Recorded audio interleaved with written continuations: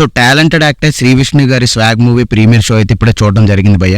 Cinema అయితే మాత్రం ఇది ఒక అచ్చ తెలుగు సినిమా అండి.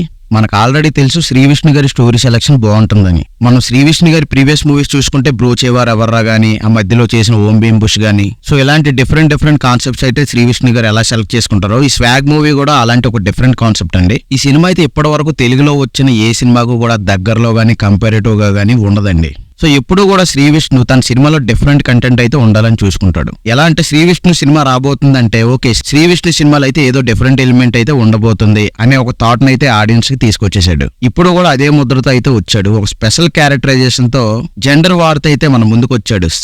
స్వాగనిక వంశస్థుల కథ.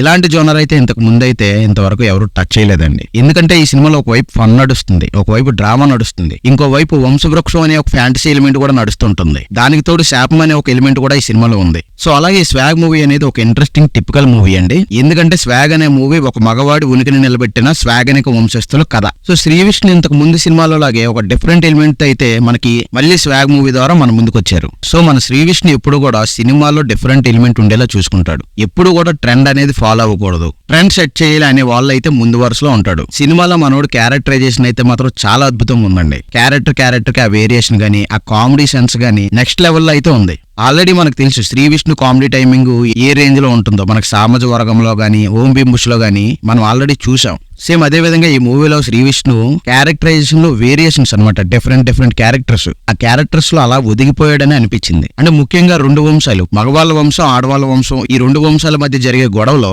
శ్రీ విష్ణు ఒక మగవాడి వంశానికి ప్రాతినిధ్యం వహిస్తూ డిఫరెంట్ క్యారెక్టరైజేషన్ బిల్డ్ చేసి అద్భుతంగా పర్ఫామ్ చేశాడు అనిపించిందండి. కానీ అతని కెరీర్ లోనే ఈ సినిమా అయితే అద్భుతమైన మూవీ అయితే అవబోతుంది. ఎందుకంటే ఇది ఒక డిఫరెంట్ మూవీ, డిఫరెంట్ కంటెంట్ అనమాట. అంటే డిఫరెంట్ ఎలిమెంట్ ఇది. సో మన ఆడియన్స్ కూడా ఎప్పుడు డిఫరెంట్ ఎలిమెంట్ ఉన్న మూవీస్ వస్తే ఖచ్చితంగా ఆదరిస్తారు. సో మూవీలో కంటెంట్ ఉంటే చాలు, హీరోతో కూడా సంబంధం లేకుండా ఆడియన్స్ సినిమాని హిట్ చేస్తారు. సో ఈ మూవీ ఖచ్చితంగా శ్రీ విష్ణు కెరీర్ లో అయితే ఒక మచ్చుతునకగా మిగిలిపోబోతుంది. సినిమా అయితే మీకు స్టార్టింగ్ నుండి ఎండ్ అయ్యే వరకు కూడా ఎంగేజింగ్ గా అనిపిస్తుంది. నిజానికి చెప్పుకోవాలంటే వంశవృక్షం అనేది ఒక కొత్త కాన్సెప్ట్ ఏమి కాదు, కానీ ఇంతవరకు అయితే అలాంటి కాన్సెప్ట్ ని సినిమాలో అయితే ఇప్పటి వరకు ఎవరు పెట్టలేదు.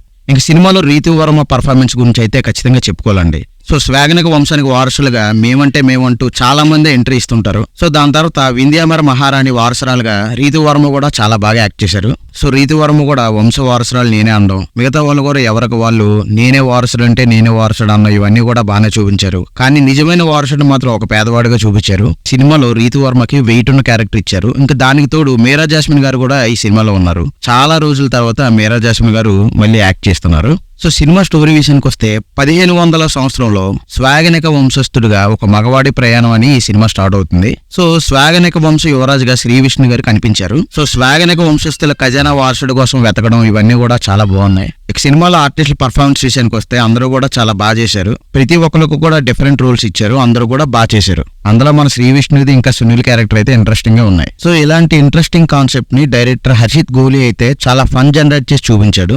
సో సినిమాకి వివేక్ సాగర్ అందించిన మ్యూజిక్ అయితే సాంగ్స్ పరంగా అయితే పెద్దగా ఏమి అనిపించలేదు, కానీ బీజిఎం అయితే మాత్రం సినిమాని ఎలివేట్ చేసిందని చెప్పాలి. మొత్తానికి సినిమాని అయితే క్రేజీ ఫన్ రైడ్ గా చెప్పుకోవచ్చు. ఇంకా సినిమాలో స్పెషాలిటీ ఏంటంటే ఈ మూవీలో శ్రీ విష్ణు కాకుండా చాలా మంది డ్యూయల్ రోల్స్ అయితే చేశారు. సో వీడియో నచ్చితే లైక్ చేసి మన ఛానల్ సబ్స్క్రైబ్ చేయండి.